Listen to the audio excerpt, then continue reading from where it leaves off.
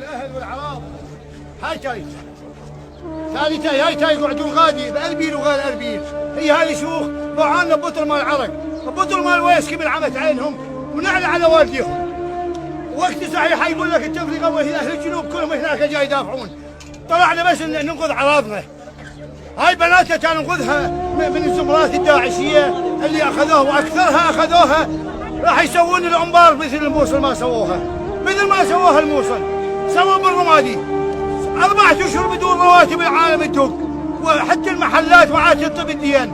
أهل الجنوب على راسي كل مو عمل قدامهم أفتوا بولدهم ضحوا بأطفالهم جهالهم تهموهم بتكريت. والله شنو يبقون ثلاجة من عمت عينهم أهل ما عندهم غيرة. يجي من هناك يضحي بنفسه ياخذ له ثلاجة ما تسوى الكروة اللي يوديها. لا والله ذولاك عندنا بالرمادي والله أبطال والله أحسن من ربعنا والله العظيم وأشرف من ربعنا. البوعون لو قعدوا غادي كل من يمه يحكي. والله الرمادي ما نريد حشد.